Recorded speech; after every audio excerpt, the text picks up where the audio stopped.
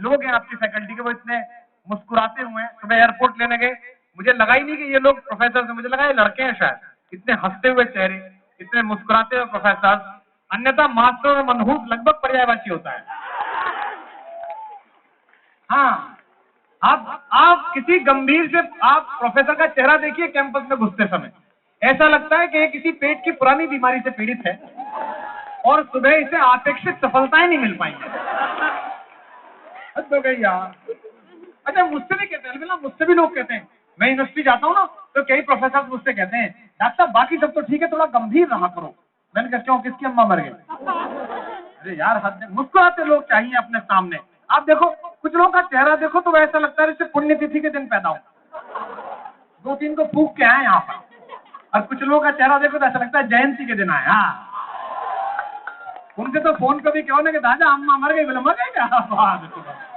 तो मुस्कुराते लोग, इसको सुनिएगा। मैं अध्यापक हूँ, अध्यापक की प्रवृत्ति समझता हूँ। अब जरा ये बंद सुनिएगा कि जब पोथे खाली होते हैं, जब हर्फ सवाली होते हैं। कई बार जिस चैप्टर के आप मास्टर होते हैं, उसी चैप्टर पर कोई चेहरा आकर ऐसा चिपक जाता है कि आप अपनी प्रोबेबिलिटी भूल जाते हैं। अब सुनिएगा, जरा आवाज देना मुझे कि जब पोथे खाली होते हैं, जब हर्फ सवाली होते हैं, जब गजलें रास नहीं आती, अफसाने गाली होते हैं। कविता समझिएगा कि जब बासी फीकी धूप समेटे दिन जल्दी ढल जाता है। इस महफिल में कवि मित्र बैठे हैं बहुत सारे, मनीष तिवारी हमारे मित्र बैठे हैं, राकेश बैठे हैं, जो देर दूर दूर तक जाते हैं कविताएं सुनाने। जब बासी फीकी धूप समेटे दिन जल्दी ढल जाता है, जब सूरज का लश्कर छत से गलियों में देर से जाता है, जब जल्दी घर जाने की इच्छा मन ही मन घुट जाती है। अगली पंक्ति एलएनसीटी के लड़के इसलिए स्वीकार करेंगे क्योंकि कैंपस दूर है, उनका दर्द गाता हूं, उनकी वाह उठेगी। जब जल्दी घर जाने की इच्छा मन ही मन घुट जाती है, जब कॉलेज से घर लाने वाली पहली बस छूट जाती है। जब कॉलेज से घर लाने वाली पहली बस छूट जाती है, जब बेमन से खाना खाने पर माँ गुस्सा हो जाती है।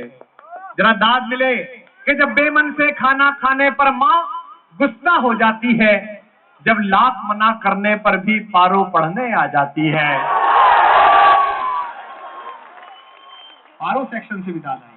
जब लाख मना करने पर भी पारो पढ़ने आ जाती है। एक पंक्ति की कविता समझिएगा और कविता पर भी बताइएगा मुझे कि मैं देश के उस युवा मस्तिष्क के सामने कविता पढ़ रहा हूं जो कल आने वाले कल में बड़े पदों पर बैठने वाला है। जब लाख मना करने पर भी पारो पढ़ने आ जाती है, जब अपना मन चाहा हर काम, जब अपना मन चाहा हर काम कोई लाचारी लगता है, तब एक पगली लड़की के बिन जीना गद्दारी लगता है, और उस पगली लड़की के बिन मरना भी भारी लगता है।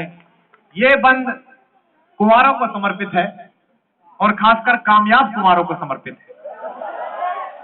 अभी तो ये 3rd ईयर के हैं, जब फाइनल में इनका प्लेसमेंट हो जाएगा और ये घर लौटेंगे तो कॉलोनी के कई अंकल आपको घूर के देखेंगे कि ये मेरी कौन सी वाली कॉफी मशीन में बनाया जा सकता है।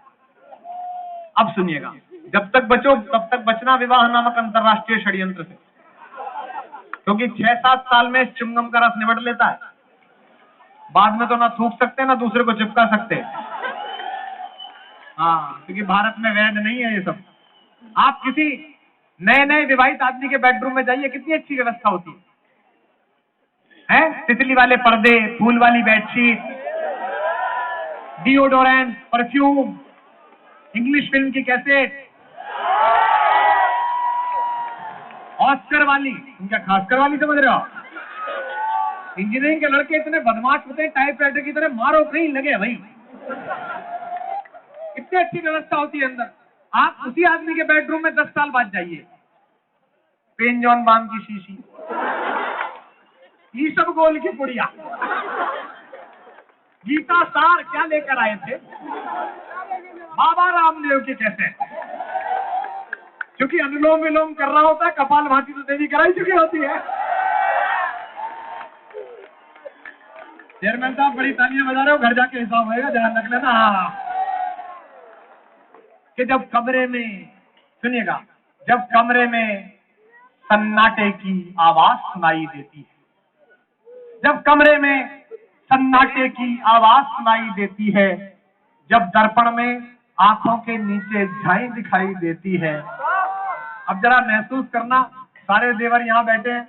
मुनव्वर राना का एक शेर है, न कमरा जान पाता है न अंगनाई समझती है, कहाँ देवर का दिल अटका है भौजाई समझती है। तो कहता हूँ सुनेगा कि जब कमरे में सन्नाटे की आवाज सुनाई देती है,